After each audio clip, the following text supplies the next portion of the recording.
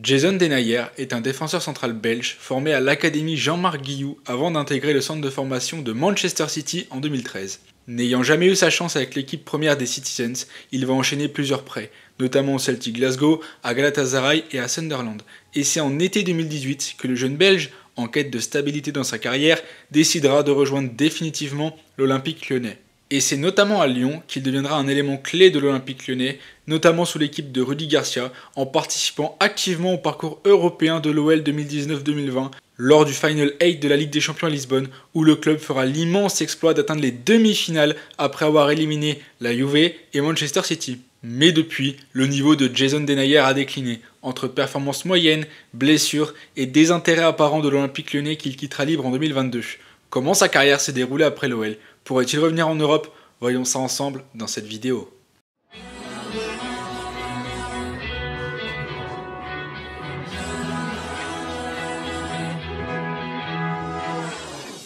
Bonsoir à tous les amis, j'espère que vous allez bien. Aujourd'hui, nouvel épisode de Que sont-ils devenus? Vous l'avez également remarqué, nouvelle intro, il y aura une nouvelle outro à la fin et il y aura des nouvelles transitions. Voilà, petite amélioration. J'ai vu que ma dernière vidéo avec Franco Tonga et Marley Ake vous a vraiment plu. Elle a pas mal percé, donc en vrai je me suis dit, allez, on va essayer d'améliorer 2-3 petits trucs, ça va être sympa. Commençons par le début de carrière de Jason Denayer. Né le 28 juin 1995 à Jette, il va débuter sa formation footballistique à l'âge de 6 ans au FC Gansoren, avant de rejoindre le centre de formation d'Anderlecht. À 13 ans, il va intégrer l'académie Jean-Marc Guillou, où sont sortis des joueurs notamment comme Yaya Touré, et à ce moment-là, il va passer d'un poste d'attaquant à un poste de défenseur central. L'académie par laquelle il est passé, c'est une académie où les jeunes joueurs s'entraînent pieds nus. En gros, tant que tu n'as pas atteint un certain niveau de technique, tu t'entraînes pieds nus. C'est seulement quand techniquement tu as assez bien réussi à contrôler les ballons, etc., que tu vas pouvoir enfin chausser. Denayer expliquera là-bas que les journées sont assez longues quand même. Elles commencent à 7h, elles terminent à 22h30, et ça alterne entre bien sûr le football et les études. En 2013, le jeune Jason sent qu'il a un certain potentiel, et c'est ainsi qu'il ne va pas accepter de s'engager avec le Lierse SK, qui est un partenaire de l'académie, mais il va plutôt aller tenter sa chance en Angleterre. Il va d'abord tenter à Liverpool, ça ne marchera pas, il va donc aller tenter l'aventure à Manchester City. Ce coup-ci, ça se concrétise et il va signer un contrat jeune en juillet 2013. Cette année-là, il va jouer activement la Youth League, donc la Ligue des Champions pour les U19, mais même si ses performances sont plutôt bonnes, il n'intégrera pas l'équipe première. Et c'est donc tout naturellement pour acquérir de l'expérience que Denayer est prêté à plusieurs reprises. Il va être prêté d'abord au Celtic Glasgow lors de la saison 2014-2015, il va y faire 44 matchs, 6 buts marqués quand même, c'est un des clubs où il a le plus marqué. Et cette saison-là, le jeune Belge va former une défense très solide avec un certain Virgil van Dijk, qu'on connaît très bien aujourd'hui, et va remporter le doublé Coupe Championnat. Et à la fin de la saison, ses performances lui valent le titre de jeune joueur de l'année en Écosse. La saison suivante, en 2015-2016, il va y rejoindre Galatasaray en Turquie. Il va faire 28 matchs, il va y remporter la Coupe de Turquie et il va jouer 11 matchs en tant qu'arrière droit. La saison d'après, en 2016-2017, il va y rejoindre Sunderland qui se bat pour le maintien en Première Ligue. Il va y faire 29 matchs, mais malheureusement le club sera quand même relégué. Et cette saison-là, il va jouer un petit peu partout. Il va jouer en défense centrale, latéral gauche, latéral droit, milieu défensif, un match même en milieu de terrain carrément. Mais malheureusement, le club sera relégué. Et la saison 2017-2018, il fera un dernier prêt. Ce coup-ci, c'est à nouveau à Galatasaray. Il va jouer 22 matchs. Et ce coup-ci, il va remporter le championnat. On arrive au début de l'année 2018 et la donne est simple. Jason Denayer, il en a marre d'être prêté à droite, à gauche. Le joueur belge veut alors de la stabilité et en vrai, c'est bien normal. Pendant ce temps, l'Olympique Lyonnais cherchait un défenseur central. Tout d'abord, ils ont voulu recruter Ruben Dias. Oui, Ruben Dias qui est aujourd'hui à Manchester City. Sauf que Benfica a dit non. Et donc les Gones ont dû activer d'autres pistes, et parmi ces autres pistes, il y avait Jason Denayer. Et très rapidement, Manchester City, Jason Denayer et l'Olympique Lyonnais vont se mettre d'accord pour un transfert de 6,5 millions d'euros et un contrat de 4 ans. Et lors de son arrivée, celui qu'on surnommait le nouveau Vincent Kompany a déclaré « Je pense que pour tout le monde et dans n'importe quel sport, on veut de la stabilité. Après 4 ans, il me fallait quelque chose de stable, quelque chose sur quoi me concentrer sur le long terme. Lyon est un club avec beaucoup de visibilité, ce qui me permettra de me montrer et de retourner en équipe nationale. Et on va pas se mentir, difficile de pas être d'accord avec lui sur ce coup. Et après ça, il a ajouté « Pour moi, c'était une volonté de venir qui ne datait pas d'aujourd'hui. Aujourd'hui, les discussions étaient plus loin qu'auparavant. Venir à Lyon, c'était dans ma tête depuis plusieurs années, c'était clair. » Et en vrai, au moment où on se parle, la meilleure partie de carrière de Jason Denayer, c'est incontestablement l'Olympique Lyonnais. Déjà en vrai, il s'est plutôt bien adapté à la Ligue 1 je trouve. Son premier match à l'OL en tant que titulaire, ce sera contre l'OGC Nice le 31 août 2018. Il va faire des bonnes perfs et ensuite il va enchaîner, que ça soit en Ligue 1 ou en Ligue des Champions, notamment face à des clubs comme Manchester City, juste ça. 2019-2020 sera une des meilleures saisons de sa carrière. D'abord sous Silvinho, il sera capitaine. Cela dit, Rudy Garcia, qui va récupérer l'équipe 3 mois plus tard parce que l'OL en début de saison c'était pas fameux, lui retirera avant de lui redonner plus tard. 25 matchs de Ligue 1, je rappelle que la Ligue 1 n'a pas été à son terme à cause du Covid.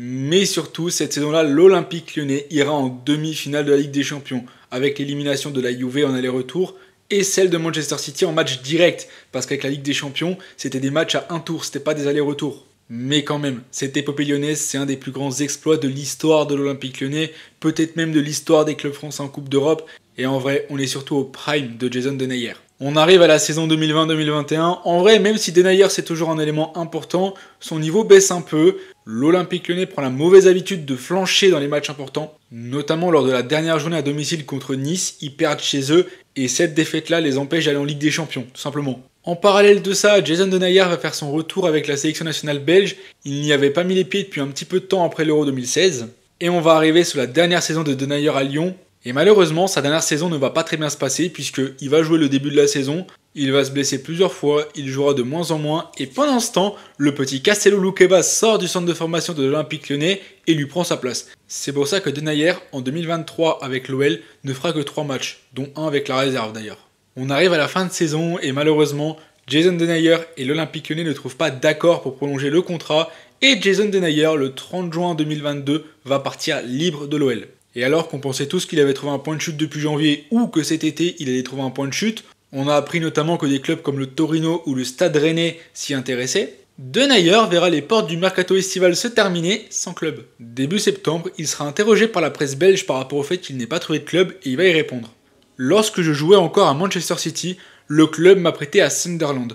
Nous étions relégués de Première Ligue, nous jouions tout le temps pour ne pas perdre. J'en ai tiré une leçon, ce n'est pas que je me sentais trop bien pour les clubs qui me voulaient, mais ce n'étaient pas des équipes qui visaient un ticket européen, et je veux absolument jouer pour gagner des trophées. Retenez bien cette déclaration, elle nous sera utile par la suite.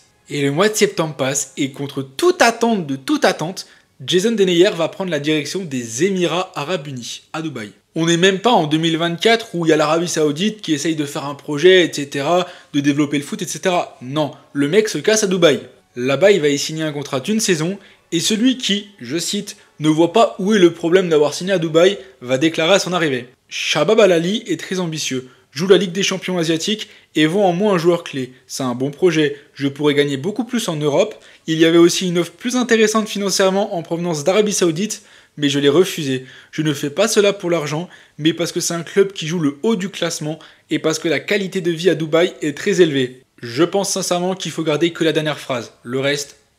Et comme je l'ai dit, c'est d'autant plus étonnant qu'il n'a pas un gros salaire et il va rater la Coupe du Monde en partie à cause de ça. Et de base, Roberto Martinez ne l'avait pas sélectionné pour la Coupe du Monde au Qatar. Sauf que Jan Vertonghen était incertain, donc il a quand même appelé Denayer, sauf que finalement Denayer s'est blessé et n'a pas pu aller quand même au Mondial au Qatar. Il va revenir en club, il va faire 4 matchs, il va se reblesser, et en vrai, il va pas faire une grosse saison parce qu'il va être souvent blessé. Il sera même écarté à un moment parce que pendant sa blessure, son équipe va enchaîner 11 matchs sans défaite. Donc forcément, le coach ne l'a pas réintégré tout de suite. On arrive à la fin de saison. Denayer a fait une saison très mid avec son club.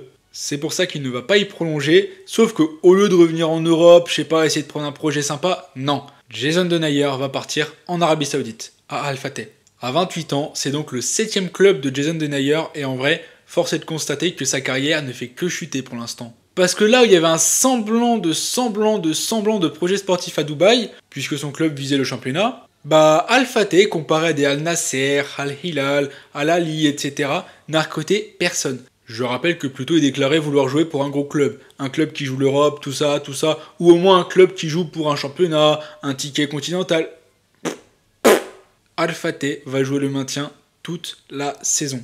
Tout ça pour qu'au final, fin du mercato hivernal début février, d'un commun accord, Al Fateh et Jason Denayer vont casser le contrat. C'est simple, Al Fateh est relégable, l'Arabie Saoudite n'autorise que 10 joueurs étrangers maximum par club, et vu que Jason Denayer s'est blessé de 4 à 6 semaines, et bien de la même manière que le gardien hongrois de Al Fateh, Peter Zbapanos, il va libérer une place étrangère dans l'effectif. Et d'ailleurs, pour remplacer les deux là, Al Fateh va recruter le Comorien Zaidou Youssouf auprès de Famalicão et Jorge Fernandes du Vitória Setúbal. Bon, là il s'est pas mal confié sur ça, donc je vais vous citer plusieurs extraits. Déjà, premièrement, il explique qu'il est en train de soigner sa blessure actuelle. Vous savez, celle qui l'a mis out de Al Fateh. Je me rééduque. Cette saison, je n'ai eu aucune blessure et j'étais quasiment au niveau que j'avais à Lyon.